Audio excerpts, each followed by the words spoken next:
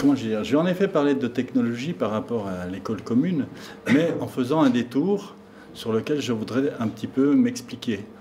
Il y a 6 ou 7 ans, dans l'association Pachtec, dont j'ai quelques illustres représentants ici, j'avais fait une petite note qui s'appelait quelque chose comme la technologie, voyons un peu la technologie comme éducation civique. Ça paraissait assez surprenant à l'époque, mais j'ai pas mal gambergé, et pas tout seul, avec bon nombre d'autres personnes, pour aller plus loin, pour réfléchir sur la technique et sur la démocratie technique. Nous l'avons au point que l'année passée, à Lyon, nous avons monté un colloque assez large sur cette notion de démocratie technique et qui donc pose la question plus large que simplement la notion d'éducation civique, qui pose la question de qu'est-ce qu'on peut, en tant que citoyen, qu'est-ce qu'on peut décider dans le domaine technique. Est-ce que nous ne devrions pas nous poser ce type de questions? N'y a-t-il pas des choses à décider dans le domaine technique et non pas de simplement la considérer comme quelque chose qui est là et qui doit s'appliquer? Donc nous avons fait ce colloque et nous avons fait un ouvrage sur lequel j'ai disposé un certain nombre d'éléments de présentation. Vous verrez que les intervenants sont nombreux, très divers, leurs approches aussi. Ça ne prétend pas balayer l'ensemble de la notion de démocratie technique, mais au moins de la défricher, d'ouvrir un certain nombre de portes. Et moi, je ne prétends pas non plus parler au nom de tous. Chacun ses sensibilités, vous le verrez, il y a des points de vue assez différents dans cet ouvrage. Moi, j'essaierai de rassembler quelques idées qu'ils ont apportées et surtout défendre les miennes sur ce plan. Donc, le résultat d'une réflexion pour moi de 5 ou 6 ans, pour moi, de ma part, mais aussi de mon compère habituel Pierre Lamarre à l'Université de technologie de Belfort-Montbéliard, qui ne pouvait pas venir aujourd'hui. Donc pour le moment, ça n'engage que moi. Et mes réponses, si vous posez des questions, n'engageront que moi, même si je tire bénéfice d'un certain nombre de discussions avec eux, de travaux avec eux, et tout ça. Alors, les propositions pour l'enseignement viendront à la fin, mais il me semble absolument impossible de réfléchir sur une autre technologie si on n'aborde pas les problématiques en discussion à ce moment-là. Et c'est pour ça que je vais faire ce long détour. D'abord, alors je vais prendre l'avance puisqu'il est lent, quelle démocratie technique? D'abord rappeler qu'il n'y a de démocratie possible que s'il y a des choix possibles. On peut avoir tous les régimes les plus divers, avec les dirigeants les plus sympathiques. S'il n'y a pas de choix possible pour les citoyens, il n'y a pas de démocratie. Alors, est-ce que c'est le cas dans le domaine technique? Pendant longtemps, et encore aujourd'hui le plus souvent, le domaine technique paraît un domaine du non-choix. On exécute, on réalise, mais on est censé ne pas choisir.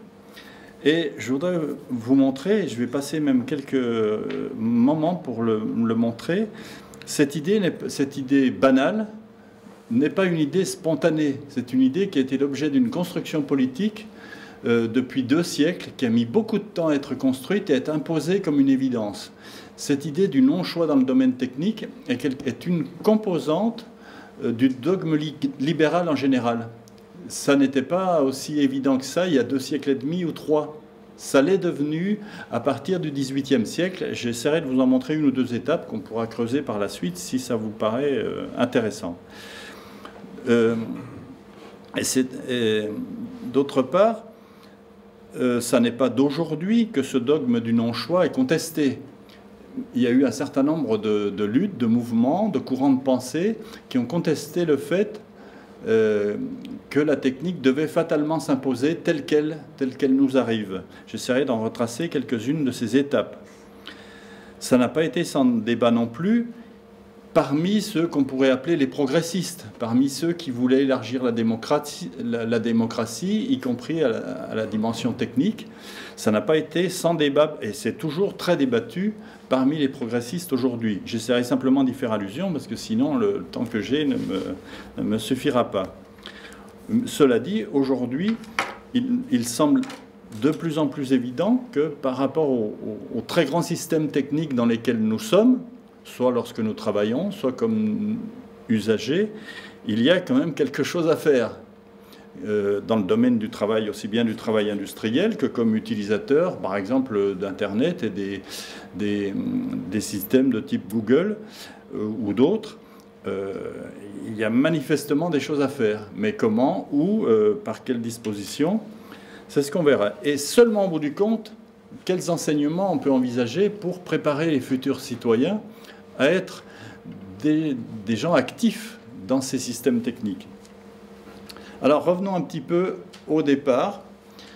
La démocratie libérale est fondée depuis au moins le XVIIIe siècle et du point de vue des constitutions, dès 1795, par un dogme qui est la technique n'est du domaine de décision que des propriétaires. C'est les propriétaires qui ont tout pouvoir et c'est, je cite ici le premier texte constitutionnel, c'est celui du Directoire, enfin oui c'est ça, qui dit « C'est sur le maintien des propriétés que repose la culture des terres, toutes les productions, tout moyen de travail et tout l'ordre social. » Je veux dire, on ne peut pas dire d'une manière plus ramassée ce dogme de le travail et la technique sont indécidables hors du domaine de la propriété. Je l'ai cité parce que c'est la base et on pourrait énumérer ensuite toutes les constitutions, celles du système napoléonien, celles de tous les régimes qui viennent après. Les choses sont dites avec plus ou moins de nuances, mais c'est ceci qui est posé comme dogme, et c'est ceci qu'on a petit à petit inculqué aux populations par toutes sortes de moyens politiques, institutionnels autres, par l'école aussi. Et petit à petit, c'est devenu une évidence. J'ai cité ici aussi, comment je veux dire, ah oui, là il y a des petites choses qui passent plus ou moins bien, il y en a même qui ne passent pas du tout. Enfin, on va s'en sortir tout de même. Donc, depuis le XVIIIe siècle et à travers les constitutions, l'idée que seul le propriétaire est fondé à décider des techniques qui vont être employées dans le travail. Et très tôt, l'école a été conçue comme un moyen d'exposer ceci. Je cite les physiocrates que nous étudions souvent trop vite, sauf Jean-Pierre, qui a fait des articles sur ce sujet il y a déjà pas mal d'années. Ah ben merci de t'en souvenir. Et oui, mais je suis un grand lecteur. Et les physiocrates, et en particulier Dupont de Nemours, que nous avons un peu oublié, Quesnay, on y pense en général, Dupont de Nemours a joué un rôle peut-être encore plus important pour propager ce type d'idées, y compris pour le propager par l'école.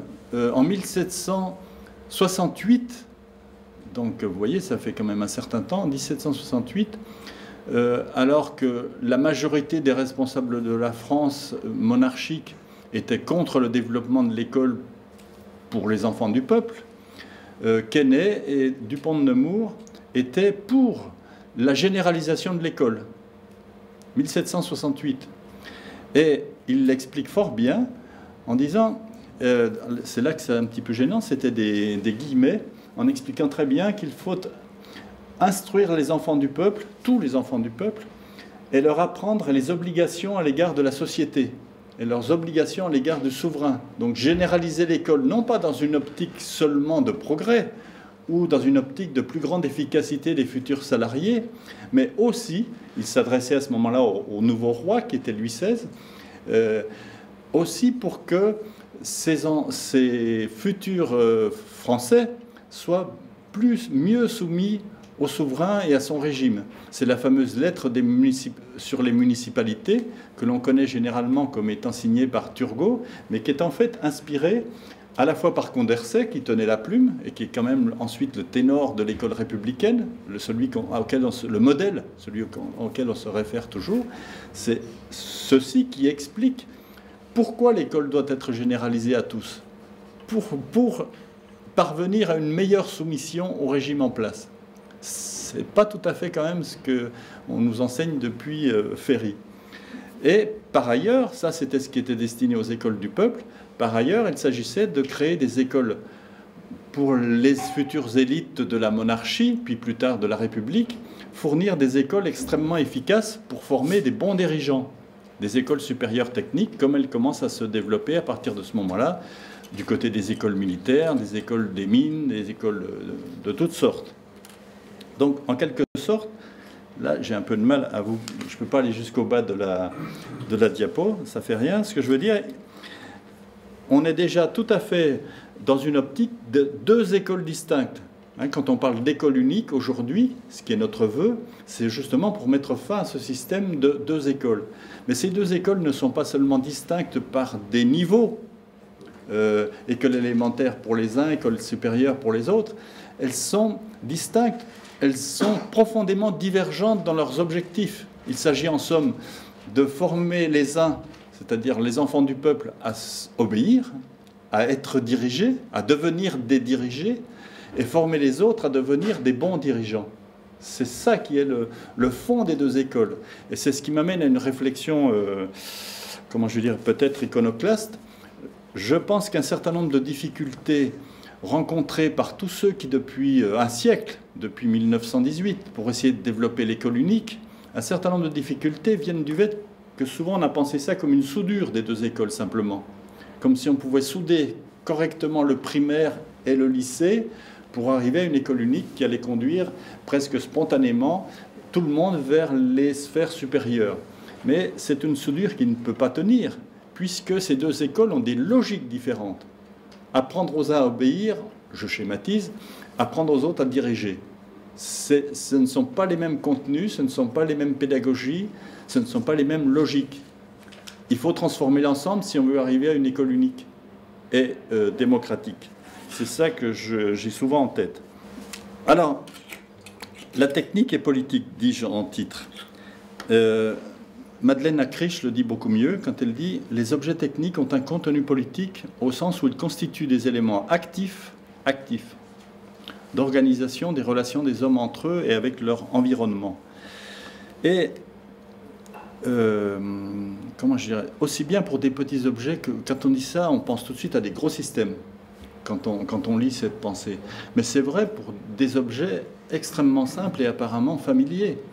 Pour avoir beaucoup travaillé sur un certain nombre d'objets ordinaires, dits familiers, ils entretiennent ou ils créent des relations entre les humains qui sont des relations communes. Par exemple, j'ai travaillé 2 ou 3 ans sur les couverts de table. Ça paraît d'être des choses les plus simples. Et en particulier, je me suis beaucoup intéressé à la petite cuillère. Eh bien, on pense que ce sont des objets uniques, une seule pièce, tout simple. Déjà, ils sont extrêmement complexes à faire. Essayez de faire une petite cuillère chez vous. Si vous y arrivez, là, vous avez droit à une palme. Normalement, vous n'y arrivez pas.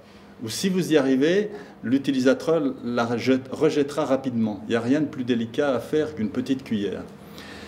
Cette petite cuillère, elle entretient avec nous un rapport complexe parce qu'elle touche une des parties les plus sensibles de notre être. D'autre part, la petite cuillère, c'est souvent un rapport entre déjà les parents et les enfants. Ça crée des rapports multiples. Et d'autre part, ça ne fonctionne que dans certaines aires culturelles de la planète. Vous parlez d'une petite cuillère à un Chinois, s'il n'est jamais venu en Europe, il aura peu connaissance de la petite cuillère. Ce n'est pas du tout son moyen habituel de manger. Nous le voyons, nous avons une centaine d'étudiants chinois dans notre université, dans notre école d'ingénieurs. Il leur faut quelques jours souvent pour s'adapter à notre manière de manger et à nos objets. Nos objets familiers, banals, que nous croyons universels, sont ceux d'une certaine ère culturelle sur la planète. D'autre part, j'ai eu quelques collègues d'Afrique occidentale il y a quelques années. Pour eux, le problème était le même. S'accoutumer à nos couverts n'était pas quelque chose de spontané, parce que leur manière de s'alimenter était de s'alimenter avec les doigts, avec les mains, et ils m'expliquaient, et c'était d'ailleurs très convaincant, comment le fait de manger avec les mains était quelque chose de beaucoup plus sensible et de beaucoup plus agréable que de manger avec les couverts. Donc ce simple objet d'une seule pièce, la cuillère, la fourchette, le couteau, sont des objets qui établissent en fait des relations ou qui font partie de relations avec une culture, avec un mode de fonctionnement. C'est dans ce sens que Madeleine Acriche dit le système est politique. Mais elle le dit aussi pour l'installation de systèmes électriques dans d'autres systèmes sociaux que le nôtre. Tout système a une dimension politique au sens de commune. Un système établit des liens avec une communauté humaine et en tant que tel, il devrait concerner la décision commune. On ne devrait pas parachuter des objets en pensant qu'ils sont normaux, universels, et que spontanément, ils s'appliqueront sans bouleverser quelque chose dans la communauté où ils vont arriver. Hein. Donc je crois que c'est important de penser la technique de cette manière. Et je le disais que je ne sais plus qui tout à l'heure en entrant, de se rappeler que la technique, c'est d'abord humain. Quand on dit c'est de la technique, ou bien tiens, la machine, l'ordinateur ne marche pas, c'est la technique qui nous fait défaut. Non, la technique, c'est d'abord de l'humain. Si on fait toute la genèse de l'humanité et des objets techniques, le point de départ, c'est toujours l'humain, c'est toujours de la pensée, des gestes, des procédés, qui petit à petit vont être en quelque sorte transférés à des objets que les humains vont confectionner, vont être transférés, pas n'importe comment d'ailleurs, en fonction des aires culturelles. Et comment je dire, il y aura de toute façon un rapport avec les humains. Pour dire les choses schématiquement, le transfert d'une pratique, d'une technique humaine à des objets, ça peut s'apparenter à une extériorisation de fonctions. Hein, au lieu de manger avec mes doigts, je transfère ceci à une fourchette, à une cuillère, à un couteau. C'est une extériorisation, mais ça ne peut marcher que si ça suppose des nouvelles pratiques, le fait de transférer une fonction à un objet. Ça ne marche que si on réintègre, que si on s'approprie cet outil extériorisé dans notre cerveau. Hein, il n'y a pas d'outil qui fonctionne s'il n'y a pas ce mouvement de réintégration, d'apprentissage, d'intégration dans notre cerveau de ces outils, le plus simple qu'il soit, la petite cuillère, il faut apprendre à s'en servir. On le fait aux petits enfants. Plus les objets sont sophistiqués, plus l'apprentissage va être long et complexe. Et ça, c'est extrêmement important. Ça me fait penser aussi à quelqu'un auquel je ferai peut-être allusion tout à l'heure si j'en ai le temps, Marcel Mauss, le premier qui a véritablement introduit la technologie en France en tant qu'ethnologue. C'était en 1926, il a fait son premier cours à la Sorbonne, le premier cours à l'université en France sur la technologie, 1926. Et, petite anecdote, il y a 3 ou 4 ans, on m'avait demandé de faire une conférence à la Sorbonne sur la technologie. Et celui qui présidait la séance me dit « C'est quand même étonnant que vous parliez ici de technologie en ces lieux, et comment se fait-il que vous en parliez ?» Et c'est un historien, par ailleurs, je respecte beaucoup, que nous respectons sûrement tous beaucoup, Antoine Prost. Et je lui ai dit, mais est-ce que vous savez que si ça se trouve, la première conférence de technologie qui a eu lieu en France, elle a peut-être lieu dans la salle où nous sommes, puisque Marcel Mauss a introduit à la Sorbonne la technologie en 1926. Je referme cette parenthèse. Et Marcel Mauss disait souvent, la technique, c'est de toute façon toujours, d'abord, un travail de soi sur soi. C'est-à-dire, c'est pas du matériel, des choses qu'on transfère uniquement à de l'extérieur et qui marchent.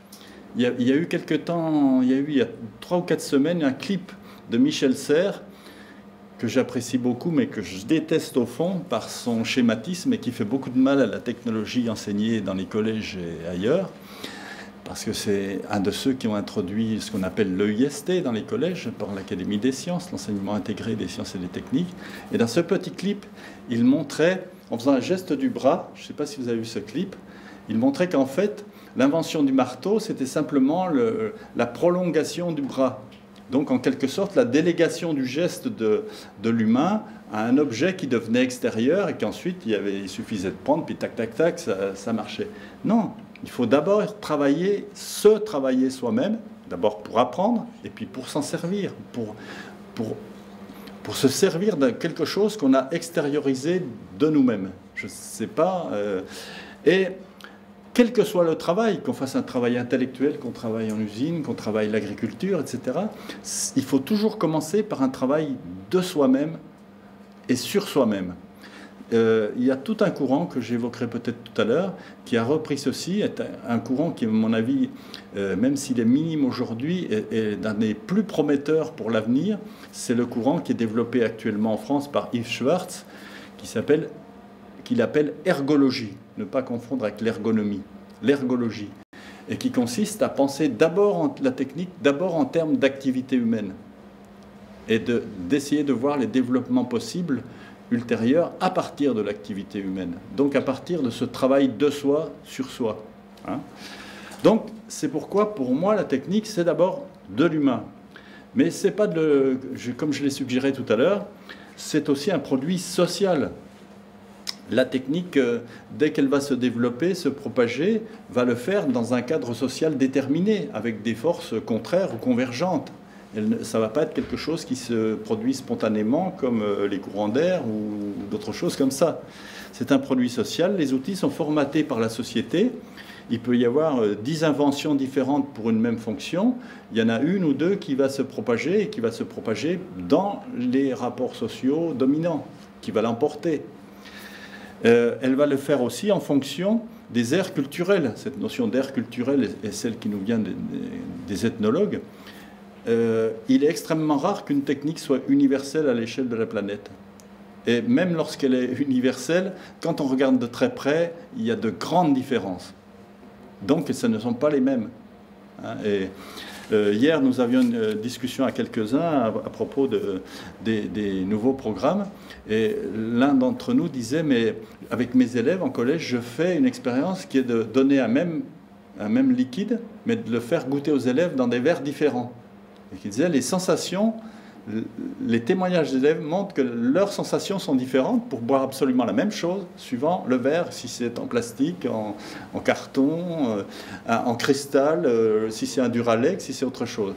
Et je lui ai dit, mais il y a une autre expérience possible, c'est de prendre, mais là il faut plus de moyens dans l'enseignement, c'est de prendre le même verre et de goûter ce qui est soi-disant la même boisson. Vous buvez un Coca-Cola en France, c'est pas tout à fait le même qu'au Mexique, c'est pas tout à fait le même qu'au Chine, c'est pas tout à fait le même, etc. Parce qu'il y a des recherches extrêmement poussées pour adapter ce même produit à des goûts et à des cultures différentes, ou à des couleurs quand il s'agit d'autre chose. Les yaourts soi-disant nature, c'est pareil. L'entreprise Danone dépense chaque année un budget considérable pour diversifier ces yaourts nature suivant les contrées du monde où elle les vend, ou où elle espère les vendre, en étudiant longuement les habitudes alimentaires, les goûts, les couleurs, etc., des différentes parties.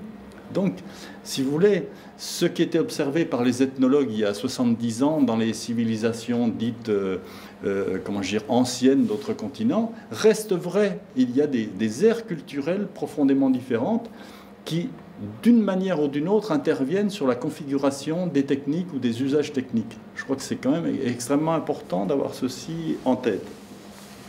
Alors, la technique comme extériorisation, j'en ai parlé d'avance, donc je n'en parle plus. Encore un mot sur la notion de technologie. Il se passe un truc assez étonnant. Quand on dit « je fais de la sociologie », personne ne pense, on a un éminent ou deux éminents sociologues ici, personne ne pense que le sociologue, c'est la société elle-même. Le sociologue, c'est quelqu'un qui étudie la société. La sociologie, c'est une science qui étudie la société. Quand quelqu'un dit « je fais de la géologie », tout le monde sait qu'il n'y a pas confusion entre le géologue et la terre, la matière qu'il utilise. Si on dit « je fais de la biologie », on ne confond pas la science qui étudie la vie et la vie. Il n'y a qu'un domaine où on fasse cette confusion, c'est la technologie. Quand on dit technologie aujourd'hui, la plupart du temps, on pense technique moderne. Alors que la technologie, c'est la science qui étudie les techniques comme les autres. Logie, c'est ça, c'est la science. Hein, Donc, quand je parle de technologie, je parle bien de cette science qui étudie la technique ou qui l'enseigne, l'étude de la technique. Je dis ça parce que parfois, c'est une confusion qui revient. Et le problème aujourd'hui, à l'ordre du jour, et c'est le boulot de la technologie à mon sens, le boulot prioritaire, de comprendre non pas toutes les techniques humaines, ça ferait beaucoup à la charge de ces enseignants, mais de comprendre d'abord les mégasystèmes, ce qu'on appelle les mégasystèmes techniques ou les macrosystèmes techniques suivant les auteurs, ou etc., etc., ou les MST pour ceux qui veulent aller vite, mais avec des risques de confusion. C'est de comprendre comment fonctionnent les grands systèmes et réseaux, comment ils sont construits, par qui, en fonction de quels choix, les groupes nationaux, transnationaux, les États, qui sont aussi des grands systèmes techniques aussi, les faiseurs de normes de type OCDE et bien d'autres choses. Parce qu'en général, quand on parle de mégasystèmes techniques, on ne pense pas à toutes ces dimensions économiques, institutionnelles, toutes ces grosses institutions qui font des investissements géants, et pas uniquement dans des entreprises, et qui prennent des décisions de très grande portée pour de grands pans de l'humanité ou pour la totalité de l'humanité. Des décisions qui sont prises généralement par 10 ou 15 personnes, c'est-à-dire des conseils d'administration de ces méga-entreprises, quand il s'agit d'entreprises, ou de ces organismes de type OCDE, ça ne s'appelle pas forcément conseil d'administration, mais ça s'en rapproche, souvent par des financiers, en tout cas des choix fondamentaux qui sont faits par des non-techniciens. C'est ça que je voulais amener, c'est que les principaux choix techniques dont nous sommes dépendants, pour le meilleur et pour le pire, sont faits généralement par des non-techniciens, des financiers, des politiques, qui sont rarement des experts en technique, ou autres, ou des commerciaux. Et du coup, ceux qui travaillent avec ces grands systèmes techniques sont considérés comme ceux qui doivent s'adapter à ces systèmes techniques, des exécutants, et non pas de ceux qui devraient être des gens ayant leur mot à dire ou leur participation aux décisions. Même chose pour les consommateurs. Alors, ce qui se passe surtout actuellement, je dirais depuis plusieurs dizaines d'années, depuis, disons, principalement 20e siècle, depuis les années 1890-1900, c'est qu'on évolue de plus en plus, nous évoluons au sens où nous nous déplaçons, nous agissons, nous vivons de plus en plus dans des systèmes techniques de plus en plus gigantesques qui nous échappent dans tous les sens du terme, y compris ce que j'utilise en ce moment. C'est pas parce qu'on a eu des ennuis tout à l'heure avec ce logiciel PowerPoint que je le dis, mais je fais allusion à un livre que je vous recommande tout à fait, de Frank Frommer, sur PowerPoint. Ce livre s'appelle « La pensée PowerPoint, enquête sur ce logiciel qui nous rend stupides ». On peut l'utiliser autrement, du moins essayer, mais cet ouvrage est absolument remarquable. Il commence par une diatribe phénoménale d'un ancien responsable de l'état-major américain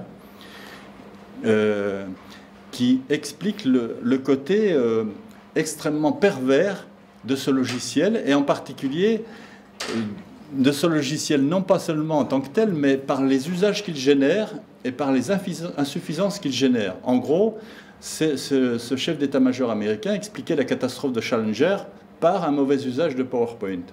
C'est quand même pas rien. Il expliquait qu'en fait, les causes de l'incident de Challenger étaient identifiées depuis longtemps, mais que le moyen de communication utilisé a été un moyen extrêmement simplificateur, simpliste, et que finalement, l'information vitale s'est perdue, ou elle n'a jamais été reprise à force de simplifier, où il évoque dans son ouvrage le côté grand spectacle auquel ce logiciel peut conduire, grand spectacle dont Steve Jobs a fait un grand usage pendant longtemps, et un grand usage aux dépens du côté contenu. Ça, c'est un truc auquel les enseignants sont souvent confrontés. Les élèves qui ont été habitués à ce type d'usage réclament non pas un usage fixe comme celui que je fais, mais un usage extrêmement festif, etc., etc. Ou bien on voit dans notre école d'ingénieurs des enseignants qui refusent absolument, et ils ont sûrement raison, d'utiliser PowerPoint. Et ils ont des étudiants qui viennent les trouver en disant « Monsieur, pourquoi vous n'utilisez pas PowerPoint pour faire cours ?» Et il est obligé de passer une demi-heure, ou ils sont obligés de passer une demi-heure pour dire « Non, c'est parce que je veux faire de telle manière, je ne veux pas être piloté pour ce que je fais là. Je l'utilise couramment, mais je ne veux pas être piloté par les contraintes de cet outil. » C'est pour dire que ces mégasystèmes ne sont pas uniquement les grosses machines que l'on imagine. Hein, il faut y avoir les choses de plus près. Mais on peut penser aussi, par exemple, à tout ce qui est traçabilité sur le web. On peut penser à un méga-système quand même dont on ne parle pas souvent, c'est le mode d'organisation du travail, en particulier aujourd'hui ce qu'on appelle le Lean, qui est un développement qui va très loin par rapport à ce qu'était le taylorisme ou le fordisme, dont certains ergonomes m'ont assuré qu'ils pouvaient être utilisés d'une façon positive. Je veux bien le croire, mais je voudrais bien le voir aussi. Et en général, en tout cas à Peugeot-Sochaux, ce n'est pas dans cette perspective qu'il est utilisé en général. Hein. Donc il y a des choses qui conditionnent le travail de milliers de personnes et qui sont présentées comme des choses scientifiques, rationnelles, sur lesquelles on n'a rien à dire.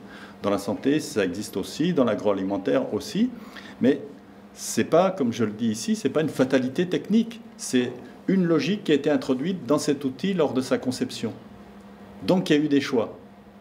Donc s'il y a des choix, on pourrait s'en occuper. Et c'est ça qu'on veut dire à propos de démocratie technique. Il faut souvent faire un travail d'explication parce que j'ai remarqué que chaque fois qu'on présente notre livre ou qu'on dit on a fait un livre là-dessus, on a généralement, dans la seconde qui suit, un regard de stupeur. Démocratie technique. Deux mots qui ne peuvent pas aller ensemble. On voit ça tout de suite dans les yeux ou dans la première phrase dite par ceux à qui on le dit.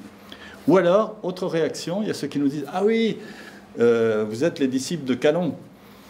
Parce que en 2000, Calon, Lascoum et Barthes ont écrit un ouvrage que je cite ici, « Agir dans un monde incertain », et c'est sur la démocratie technique, qui est d'ailleurs quelque chose d'extrêmement intéressant.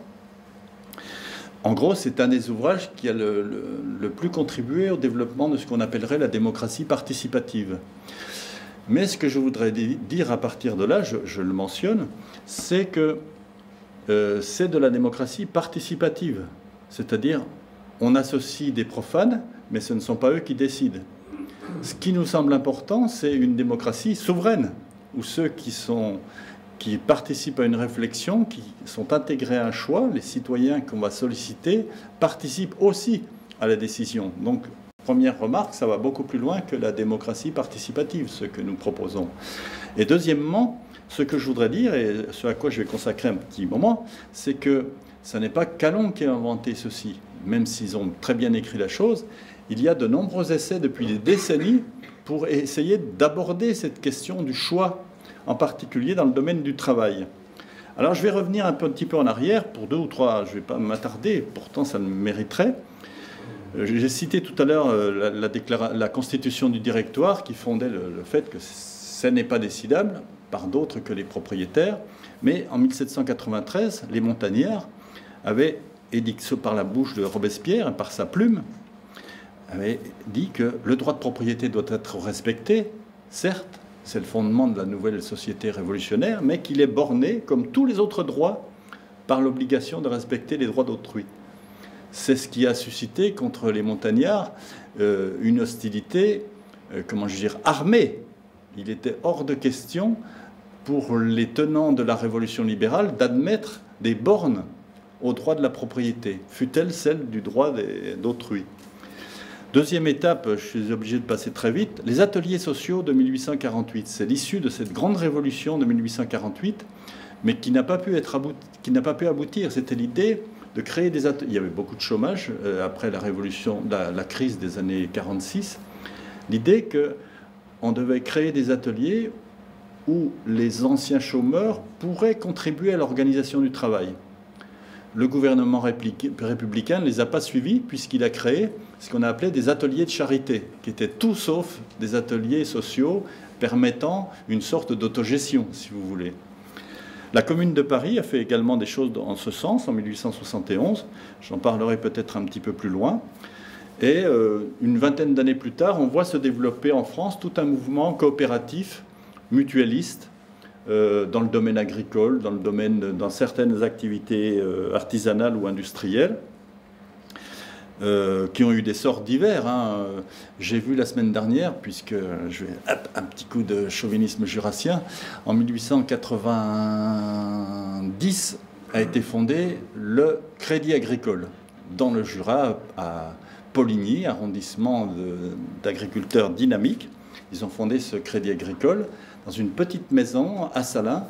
Et l'actualité nous rattrape puisque la semaine dernière, le Crédit Agricole National a racheté la maison qui était à vendre, où a été fondé ce Crédit Agricole, qui était vraiment une mutuelle à l'origine. L'ennui, c'est que c'est devenu un système financier international maintenant, qui a totalement échappé à ses fondateurs. Mais pour l'époque, c'était tout à fait un moyen pour les producteurs de se donner les outils financiers de leur développement, de même que dans d'autres domaines. Autre étape, je saute de quelques décennies aussi, on oublie souvent que la création des comités d'entreprise en 1946 contenait un article absolument essentiel qui a été du coup férocement combattu pendant des décennies et qui l'est toujours. Cet article, c'est « Le comité d'entreprise est obligatoirement consulté sur les questions intéressant l'organisation, la gestion et la marche générale de l'entreprise ». Et j'ai fort bien connu un des inspirateurs de ce texte qui s'appelait Henri Jourdain, qui était un militant syndical absolument exceptionnel, pour avoir discuté des soirées entières avec lui à Paris. Il me disait que ça avait été quelque chose d'extrêmement difficile à faire entrer dans la législation, cette idée que les salariés puissent participer à des choix de l'entreprise. Et on a vu la suite. Mais ce qu'il faut savoir, c'est que... Hop là, ça passe drôlement. Non ? Oui. Ce qu'il faut savoir, c'est qu'il n'y a pas eu seulement l'opposition des responsables des entreprises. Cet objectif a été très, très débattu à l'intérieur du mouvement syndical. Dans le mouvement syndical, il y avait ceux qui n'étaient finalement pas si nombreux que ça, qui étaient pour une intervention des salariés dans les choix techniques des entreprises, mais qu'il y avait beaucoup plus nombreux syndicalistes qui étaient hostiles à ça. Et Henri Jourdain me disait, le thème qui revenait souvent, c'était il y a les militants ouvriers qui sont des véritables militants, puis il y a des militants qui deviennent des porte-serviettes, ou des choses comme ça. D'autres, à l'intérieur même de la société, il y a d'autres responsables qui disaient, ceux qui vont faire ça, ce seront les babebibobus, ceux qui vont faire de l'élémentaire, qui vont se mêler des affaires de l'entreprise, mais ils n'y connaissent rien et c'est pas leur boulot. Le boulot, c'est de lutter. Donc c'est pour dire que c'est pas simple. Ça a été combattu jusqu'à nos jours par les responsables patronaux, mais dans le mouvement populaire, ça n'a pas été quelque chose de spontané et ça ne l'est toujours pas aujourd'hui. L'idée qu'on peut intervenir dans les choix techniques de là où on travaille, d'autres domaines encore. Je vais quand même passer ceci. Dans les autres étapes où se sont trouvées posées d'une manière ou d'une autre des notions de démocratie du travail et de démocratie technique, il y a évidemment 1968. J'ai un peu honte à le rappeler, mais m'étant rendu compte dans quelques conférences que les jeunes de moins, disons, de 40 ans n'avaient pas très bien mesuré l'ampleur que pouvait avoir eu 1968 comme mouvement social. Quand même 13 millions de personnes en grève pendant 2 semaines, occupant les usines. Pour ceux qui l'ont vécu, ça rappelle quand même quelque chose. La France était immobilisée. Et dedans, elle n'était pas seulement immobilisée, mais il y avait des réflexions intenses sur tout, sur le travail, sur la technique, sur comment on pourrait changer le travail, etc., etc. C'est pour ça que je donne aussi 1 ou 2 photos d'assemblée. J'étais à Lyon un jour, à l'INSA de Lyon, qui est pourtant une grande école. Les jeunes chercheurs qui étaient là, qui avaient à peu près 40 ans, étaient absolument sidérés simplement quand ils ont vu ces photos. Ils n'imaginaient pas l'ampleur que ça pouvait avoir. Après, là ça bug, mais c'est pas grave, je vais vous le dire. Disons qu'après 68, le pouvoir politique dominant a cherché à, j'allais dire, comme on disait à l'époque, canaliser ce mouvement. Je cite ici en particulier De Gaulle, qui, le 7 juin 68, va inventer la participation en disant il faut essayer de trouver quelque chose pour faire évoluer. Alors, je vais vous lire la citation. Il y a une 3e solution entre libéralisme et communisme, la 3e voie. De Gaulle dit il y a une 3e solution, c'est la participation qui, elle, change la condition de l'homme au milieu de la civilisation moderne. C'est la voie que j'ai toujours cru bonne en 1945, quand, avec mon gouvernement, j'ai institué les comités d'entreprise. C'était pas venu tout seul, mais quand en 1959 et en 1967, j'ai, par les ordonnances, ouvert la brèche à l'intéressement. Donc l'idée de, on va ménager un espace où, vous voyez, c'est bien avant Calon, un espace de participatif, où les ouvriers vont pouvoir faire connaître leurs vœux, qui ensuite seront repris ou non par ceux qui décident. Même chose à la même époque, pour les très anciens comme moi, la DPO, la direction participative par objectif, mise en place par un certain nombre de grandes entreprises, qui se traduisaient notamment par les boîtes à idées. Hein, les ouvriers pouvaient déposer leurs idées et on allait pouvoir leur donner une petite prime si l'idée était reprise par la direction, même si c'était pour une petite partie.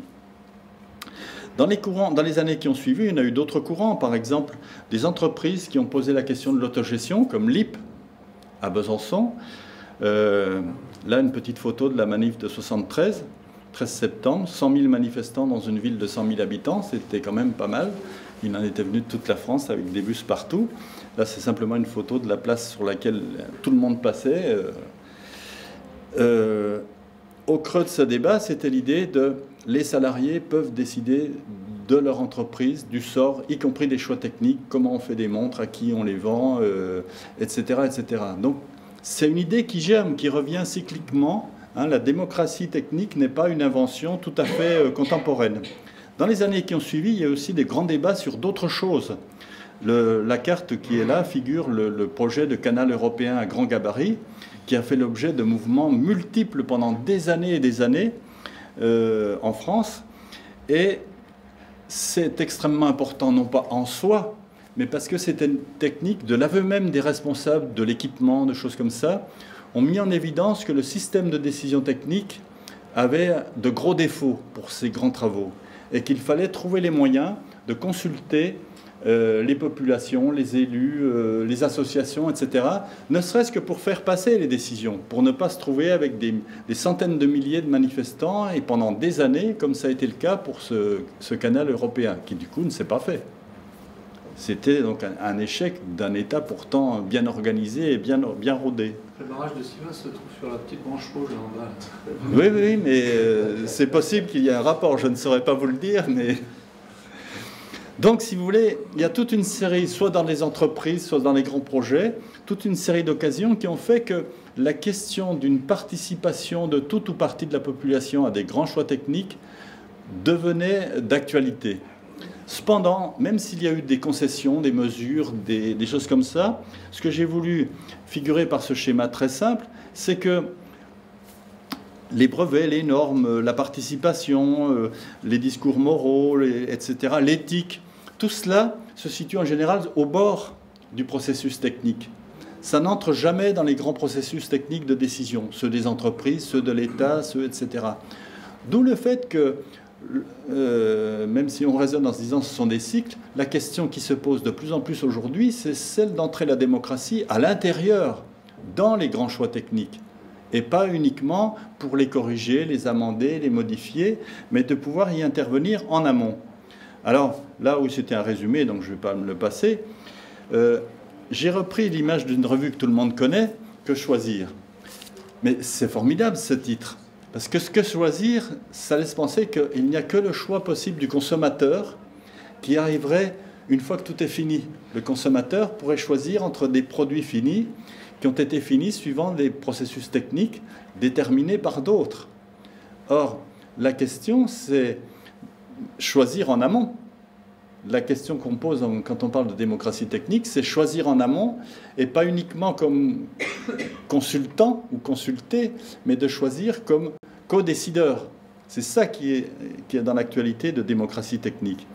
Et ça suppose des forums hybrides qui aillent beaucoup plus loin que ceux qui étaient proposés par Calon, qui délibèrent sur toutes les grandes questions où il y a des choix techniques à faire, sur le travail en particulier. C'est quand même là qu'il y a quand nous travaillons, ce que nous travaillons dans un lycée, un collège, une université, dans une usine, dans des bureaux, nous avons toujours affaire à des systèmes, par exemple, des systèmes informatiques ou à des systèmes de travail les plus divers. Je pense que nous les améliorerions beaucoup, en particulier, y compris en productivité, mais aussi et surtout en termes d'humanité, si tous ceux qui travaillent pouvaient faire part de leurs choix, de leurs préférences, de leurs solutions. Hein.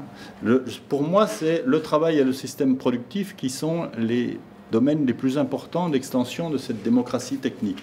Mais aussi tous les autres que j'examine, hein, la sous-traitance, l'agroalimentaire, la santé, l'industrie pharmaceutique, l'industrie informatique, etc., etc.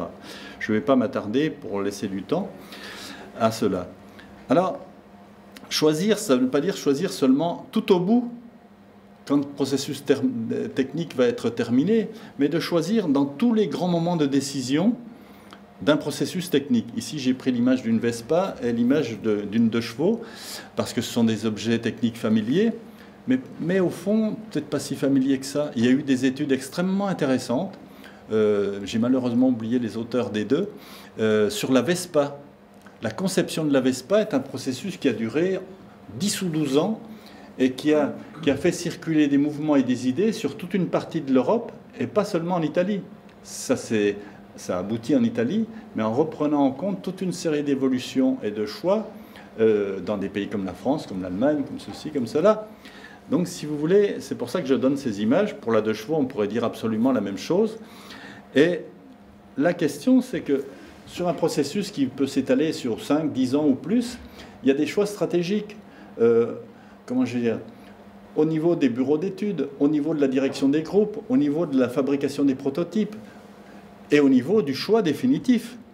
Il y a quelques années, le groupe Peugeot à Sochaux, je n'en parle pas pour faire de la pub, c'est simplement parce qu'ils sont à côté de nous et qu'on voit bien plus de choses, on fait une exposition très intéressante sur tous les modèles qui n'avaient jamais vu le jour.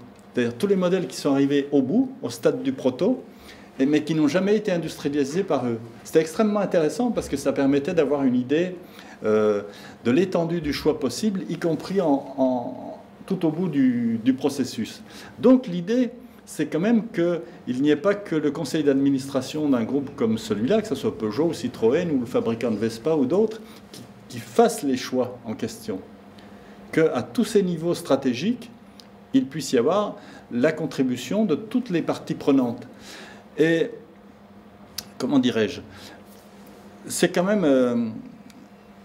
oui, je vais vous montrer peut-être une image parce que ça concerne aussi le groupe Peugeot. Ceci, c'est dommage, là, elle a bougé, mais je vais vous l'expliquer quand même. Ça, c'est la VLV. Vous savez, après 1940, la France était occupée, le blocus existait à l'échelle européenne et il n'était guère possible d'avoir du carburant. Donc en général, on connaît la solution qui a été adoptée le plus souvent, ce sont les gazogènes. Mais l'entreprise Peugeot a sorti en 1941 ce qu'il appelle la VLV, voiture légère de ville. Et cette voiture légère de ville était une voiture électrique. Ce n'était pas le premier modèle des voitures électriques, il y en a depuis 1895 ou 1900, mais celle-là, elle a effectivement été industrialisée et elle fonctionnait avec une batterie qui était rechargée la nuit. Le système, en gros, c'était moins perfectionné que celle d'aujourd'hui, mais c'était un système très contemporain. Et par exemple, toutes les postes parisiennes, le courrier parisien a été distribué pendant 4 ans par la VLV. Il y a eu, je ne sais pas combien, 500 exemplaires qui ont été vendus aux postes parisiennes. Donc la question que je me pose là, c'est pourquoi ce modèle a-t-il été abandonné en 1945 au profit du retour au carburant? Ça pose quand même des questions. Quand on dit la pollution des voitures aujourd'hui, il ne suffit pas de dire raisonnons les automobilistes. Il faut se poser la question des choix qui ont été faits en amont et de ceux qui pourraient être faits maintenant au stade de la conception des véhicules. C'est là que la question de démocratie est importante. Et pour aller vite, je dirais, l'intervention des citoyens est d'autant plus importante qu'ils sont les usagers ou qu'ils sont les pollués. Mais savez-vous, par exemple, qu'en France, depuis, il y a des rapports, les comptes de l'État qui paraissent tous les ans, le financement public aux entreprises en France est égal ou supérieur chaque année au budget de l'éducation nationale. On intervient beaucoup dans ce qui concerne l'éducation nationale, mais on n'intervient quasiment jamais sur un budget aussi important, puisqu'on considère depuis 2 siècles que les décisions de l'entreprise doivent être prises uniquement dans l'entreprise. Même si on finance à hauteur du budget de l'éducation nationale, l'État n'intervient pas dans les choix que l'entreprise va faire. Et nous, qui sommes en tant que payeurs d'impôts, contribuables, nous ne sommes pas invités à devenir des citoyens pour participer à ces choix. C'est ça que, il me semble, une problématique qui pourrait être transformée. Alors, ça veut dire que quand on dit co-décider, que des gens pourraient participer aux grands choix techniques, ben on pourrait imaginer qu'au niveau de l'État, les parlementaires soient les premiers à pouvoir, ceux que nous élisons, soient les premiers à pouvoir et devoir intervenir dans ce domaine. Mais pas faire comme d'habitude juste le préfet ou le ministre de l'économie ou des experts autoproclamés ou choisis par les sphères des entreprises. On pourrait imaginer aussi les élus des collectivités territoriales. Quand une entreprise est développée dans une région, en général, elle bénéficie de beaucoup d'apports sous de multiples formes. On pourrait imaginer que les élus de ces collectivités participent aussi aux choix qui les concernent directement sur l'emploi, la pollution que peut avoir l'entreprise, pour les emprises multiples, les effets sur la circulation, j'en passe, c'est des meilleurs. Et puis les autres catégories que je mentionne, laboratoires de recherche, salariés et pourquoi pas les usagers. Je me dépêche. Tout ce système qui est en place depuis plus de 2 siècles a été répercuté dans l'école, comme je le disais au début. Quel est le bilan?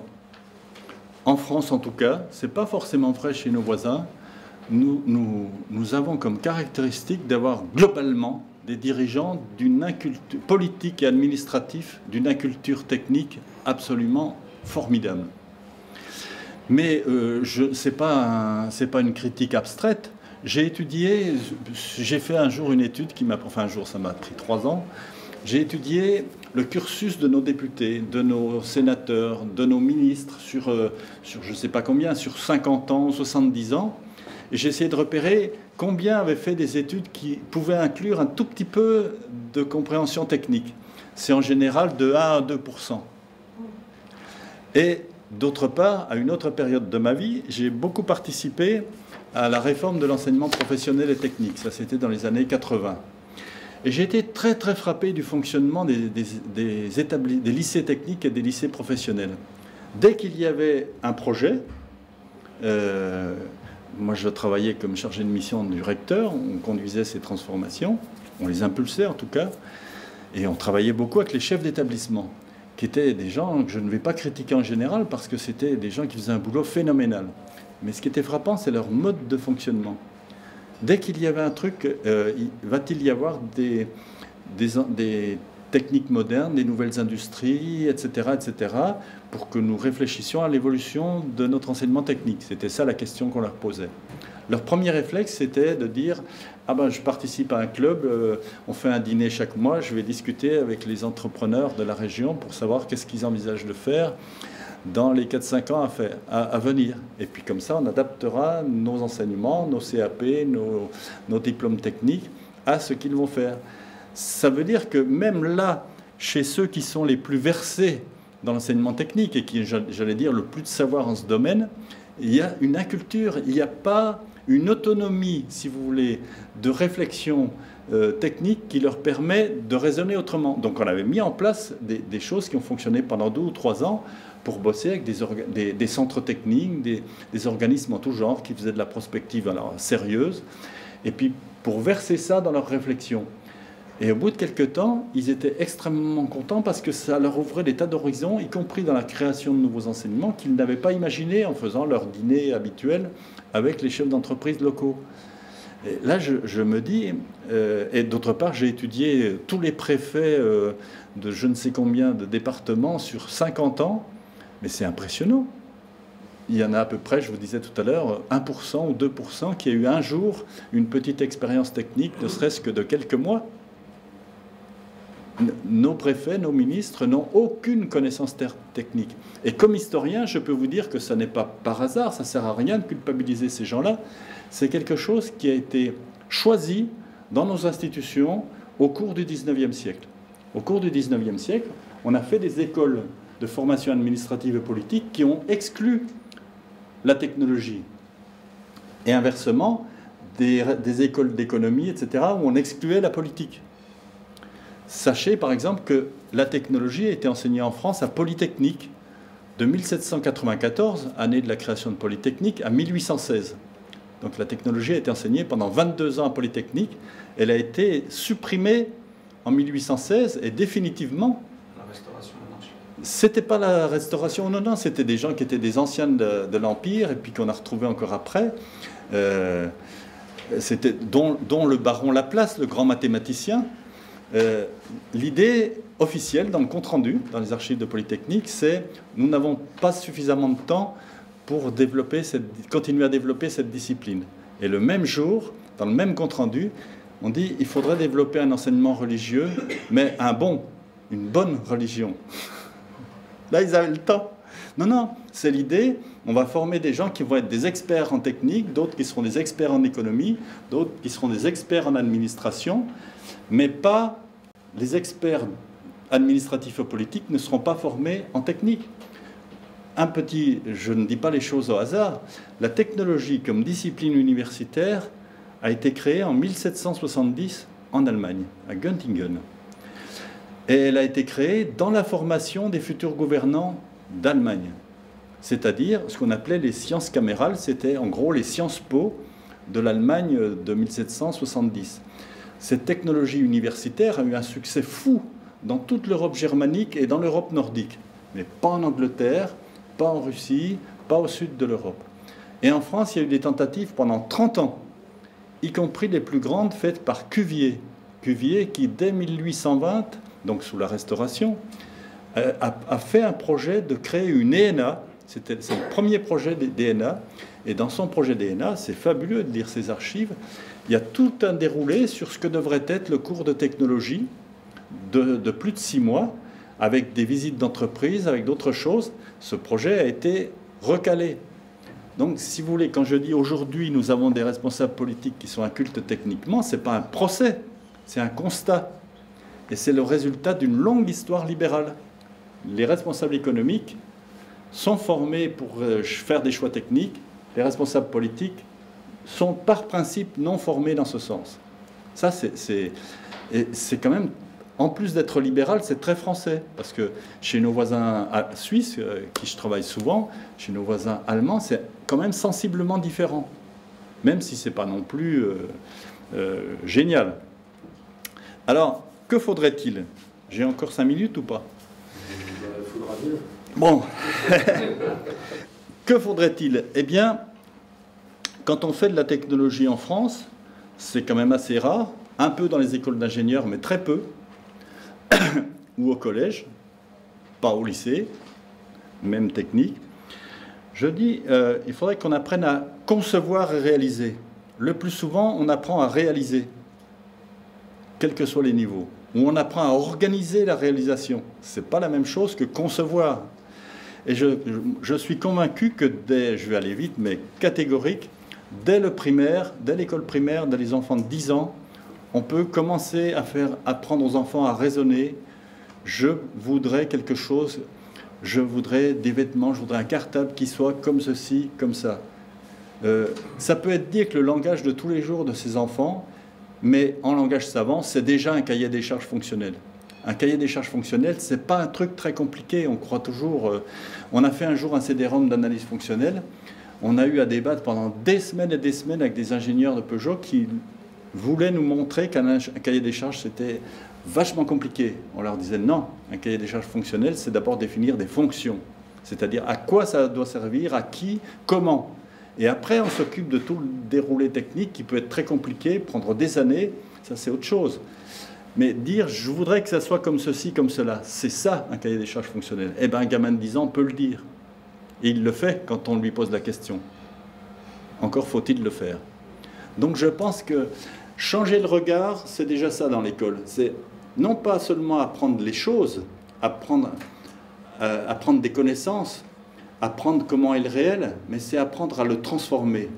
C'est ça pour moi qui devrait être une sorte de révolution profonde. Changer l'esprit. Et je ne sais plus quel philosophe, c'est Canguilhem, je crois, qui disait ça.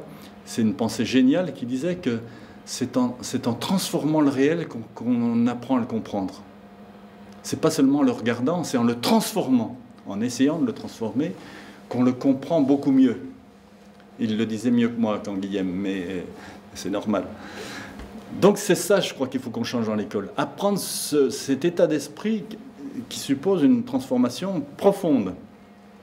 Et aussi, justement, former une démocratie technique, c'est-à-dire ça suppose là aussi concevoir une technologie, je répète, science des techniques, enseignement des techniques et pas une technique elle-même, qui ouvre à cette compréhension des processus techniques, qui sur des cas concrets disent là on pouvait faire telle chose ou telle chose, on a choisi cette voie, ou on va choisir telle voie, ou tu vas choisir telle voie.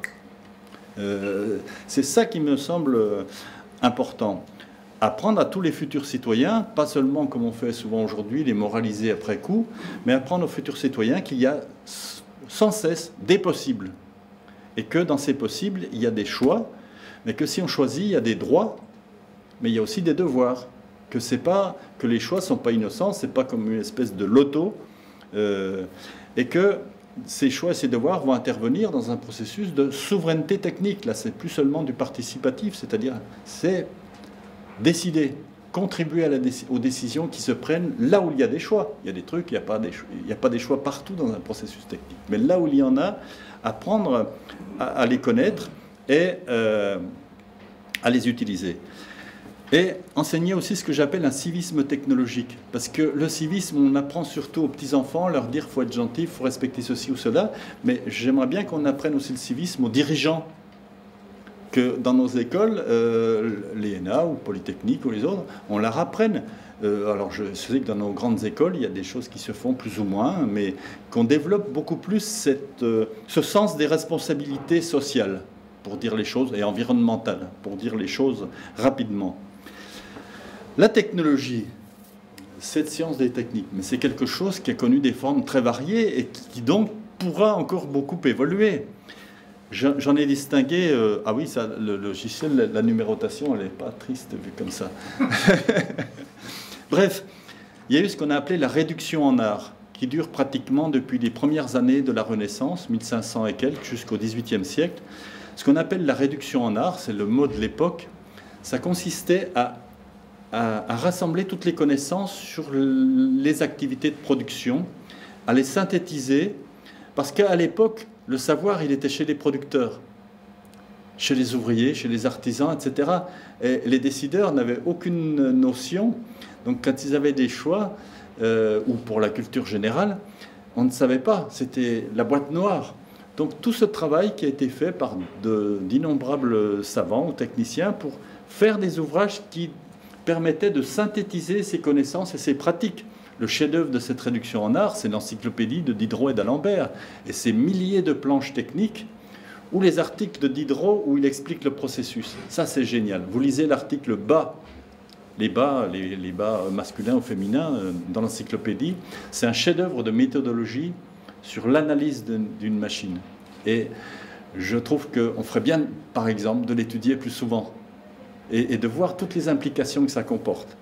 Bref, la science politique, je l'ai dit tout à l'heure, la technologie a été inventée en sciences politiques en Allemagne pour les futurs dirigeants. On a un peu oublié ça quand on parle de civisme. La technonomie, c'est le virage que la France prend. 1819, le Conservatoire des Arts et Métiers est fondé. Non, il n'est pas fondé, mais puisqu'il existait déjà avant, mais il est fondé pour enseigner. C'est là qu'on introduit un enseignement aux arts et métiers. Et cet enseignement va être établi par Gérard-Joseph Christian, qui sort en même temps un livre qui s'appelle « Plan de technonomie ». On n'est plus du tout dans la technologie. Technonomie, ça veut dire les lois de la technique. Ça veut dire ce qu'on appelle aujourd'hui, je dirais pour être un peu dur, STI, sciences et techniques industrielles. C'est-à-dire que, en gros, la technique dériverait des sciences de la nature et, ma foi, il suffirait de bien connaître les sciences de la physique, de la mécanique, de la biologie, etc. Et après, on applique. Et c'est devenu la base de notre système d'enseignement et de sa fermeture. Il y a eu aussi l'éducation intégrale développée dans la première internationale ouvrière. Il y a des grands débats avec des gens comme Karl Marx, comme Proudhon, comme d'autres, qui disent qu'il faut qu'on développe et là, non, c'est pas simple, je vais lire simplement cette citation de Marx dans un de ses discours dans l'Association internationale, puis ensuite dans le Capital. Hein, la bourgeoisie qui, en créant pour ses fils des écoles polytechniques, agronomiques, etc., ne faisant pourtant qu'obéir aux tendances intimes de la production moderne, c'est une nécessité, n'a donné aux prolétaires que l'ombre de l'enseignement professionnel. Et je dirais, parodiant Marx, je dirais qu'aujourd'hui, un enseignement professionnel ou technique qui n'inclut pas de technologie n'est que l'ombre de cet enseignement. Mais je dirais aussi, pour voir dans les lycées généraux, une culture générale qui n'inclut pas de technique et de technologie n'est que l'ombre d'une culture. C'est-à-dire que ça touche quand même l'essentiel de nos institutions, à mon avis. On a eu ensuite ce qui régente toujours, le scientisme d'un côté et l'humanisme de l'autre, l'humanisme creux, je n'ai pas le temps de développer ici. Et je voudrais souligner quand même le grand apport des ethnologues.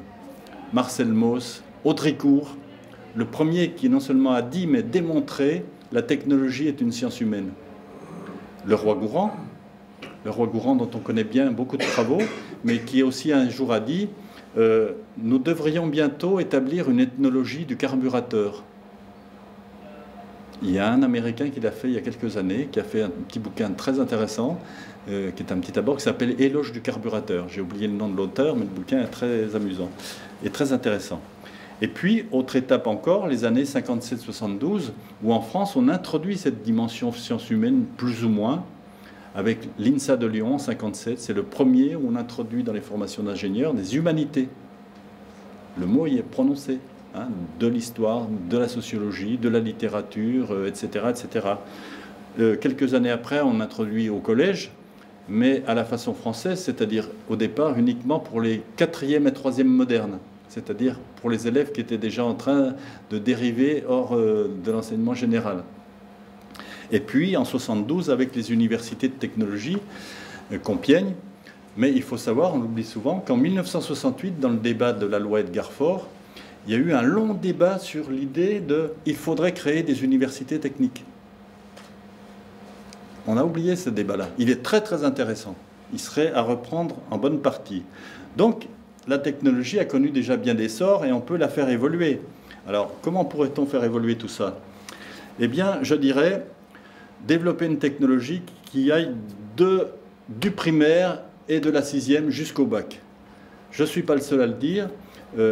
Bernard de Comps, Académie des sciences, et Hatchwell, également, tous deux de l'Académie des technologies, la nuance est d'importance, ont fait un rapport l'année dernière dans lequel ils préconisent officiellement auprès du gouvernement qu'on introduise et développe la technologie de la 6e jusqu'au bac. Moi, je dirais on peut faire plus, il faut le développer de la 6e jusqu'au bac pour préparer son extension dans les enseignements supérieurs. Aussi bien littéraires, scientifiques, que dans les écoles professionnelles, que dans l'ENA et dans les écoles d'ingénieurs, qui n'en ont très peu de technologie.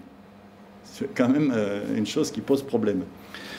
Donc, développer cet enseignement, au moins déjà dans le cycle secondaire dans son ensemble. Le développer sur la base des sciences humaines et sociales, c'est-à-dire remettre la technique sur ses pieds, qui est l'humanité, ses besoins, ses capacités, ses cultures.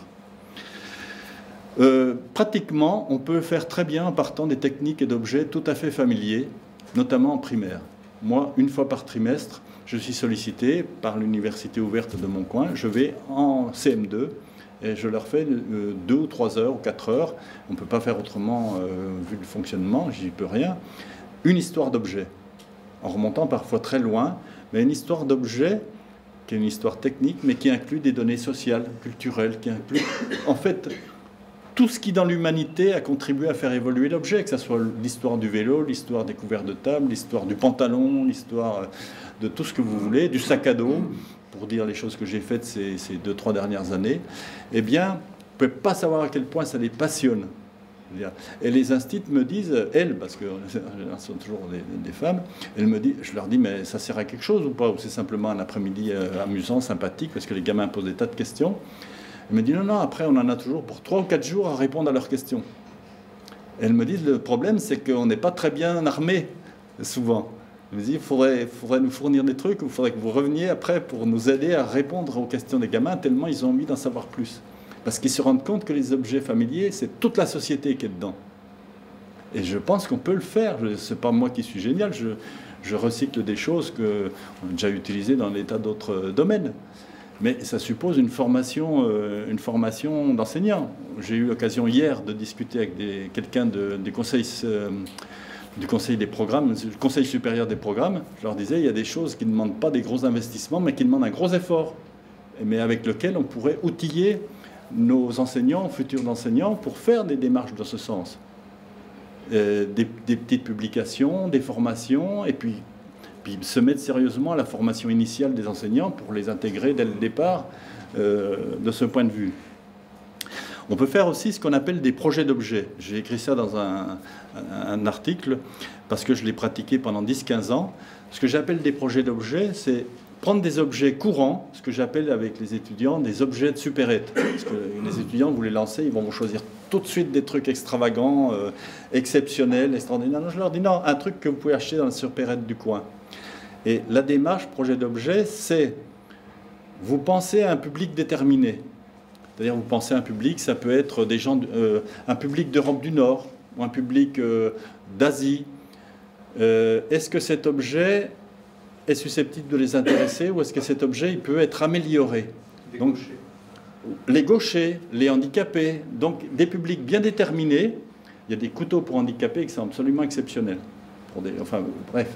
Et je leur dis, il faut que vous étudiez les caractéristiques de cette population, ce public cible, appelons-le comme ça, que vous les étudiez, quels sont leurs goûts, quelles sont leurs couleurs, leurs couleurs préférées, leur façon de travailler, leur façon de manger, leur façon de se servir de ceci et cela. Et après seulement, vous faites une proposition. Et cette proposition, ça va se traduire par une maquette, mais on ne leur demande pas des maquettes sophistiquées, on leur demande des trucs avec du carton, mais des couleurs, pour arriver à faire des volumes et des proportions. Et à partir de là, ils vont faire une soutenance. Mais la soutenance, ce n'est pas un truc de la Sorbonne, c'est la soutenance, ils vont la faire devant la classe. Enfin là, c'est devant le groupe quand c'est des étudiants ingénieurs, mais ça peut se faire dans un lycée avec le reste de la classe. C'est extrêmement formateur, parce qu'il ne suffit pas de montrer un truc, il faut l'avoir argumenté en amont, il faut être capable de le défendre.